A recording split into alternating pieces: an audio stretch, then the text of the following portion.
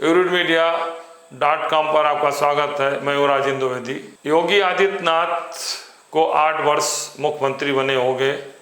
निश्चित रूप से उनकी छवि एक ईमानदार मुख्यमंत्री की है और अभी तक भ्रष्टाचार के कोई भी आरोप उन पर नहीं लगे हैं। बात भी आती है तो उनके गुड गवर्नेंस को लेकर, उनके प्रशासनिक कार्यों को लेकर वो जरूर सवाल उठते हैं, लेकिन कोई सवाल योगी आदित्यनाथ की ईमानदारी पर नहीं उठते। लेकिन पिछले दिनों से ये लग रहा है कि वो नौकरशाही के साजिश के शिकार होते जा रहे हैं, क्योंकि ऐसे ऐसे मुद्दे समाज में उठ रहे हैं, ऐसे ऐसे विषय निर्णय लिए जा रहे हैं जिससे कि समाज में सरकार को लेकर कई तरह के नकारात्मकता पैदा हो रही है। और आने वाले दिनों में जब 2027 में विधानसभा का चुनाव होगा तो गंभीर चुनौती भी सामने होगी, मतदाताओं में नाराजगी होगी।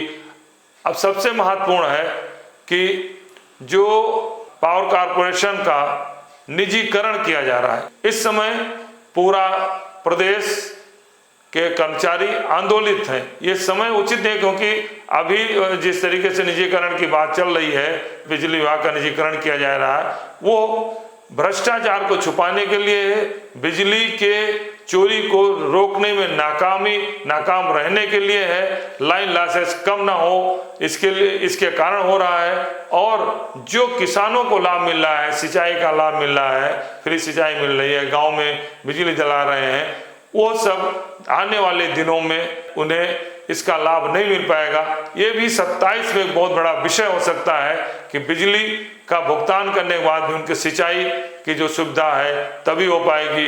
उनके आवास पर जब लाइट जल रही है उसकी तो बिजली उनको बिल देना ही पड़ता है। तो ये भी बहुत बड़ा विषय और बहुत बड़ा चुनावी मुद्दा बन सकता है। दूसरा सबसे बड़ा मुद्दा जो क्या है कि 5000 विद्यालय जो प्राइमरी विद्यालय हैं उनमें यह कहकर कि यहाँ छात्रों की संख्या कम है, उसका विलय दूसरे विद्यालयों में, प्राथमिक विद्यालयों में किया जा रहा है। आखिर इस पर कौन सी रिपोर्ट आई, किसने जांच किया और क्या हुआ? क्या जब ये स्कूल खोले गए थे तो उस समय आबादी कम थी, उस समय आबादी ज्यादा थी और आबादी कम हो गई? अगर उस समय आबादी को देखते हुए, आवश्यकता को देखते हुए 5000 स्कूल खोले गए तो आज ऐसी कौन सी कमी है, कौन सी शिक्षा में ऐसी कमी आ गई है कि उन्हें बंद करना पड़ा है? छात्र गांव में उस स्कूल में पढ़ने नहीं आते हैं या शिक्षक उन्हें पढ़ाते नहीं हैं, क्या कारण है? ये चिंता का विषय है। ये सोचना चाहिए कि जब ये स्कूल, प्राइमरी स्कूल खोले गए थे 10 साल 15 साल पहले, उस समय कैसे खुले थे? क्या जबरदस्ती खोल दिए गए थे या फिर खोले गए और खराब शिक्षा व्यवस्था के कारण गरीब व्यक्ति भी अपने बच्चों को इन प्राइमरी स्कूलों में नहीं पढ़ाना चाहता? जबकि ऐसा नहीं है। तमाम ऐसे इंग्लिश मीडियम के स्कूल खुले हुए हैं जिनसे बहुत अच्छी पढ़ाई प्राइमरी स्कूलों में होती है। तो सबसे बड़ी बात यही है, शिक्षा में नामांकन जो होता है बच्चों का, छोटे बच्चों का प्राइमरी स्कूल में केजी मतलब कक्षा 1 से लेकर 5 तक, वो संख्या घटी क्यों? और जब ये स्कूल बनाए गए थे तो किस आधार पर बनाए गए थे और वो आधार, वो आवश्यकताएं क्या आज कम हो गई हैं?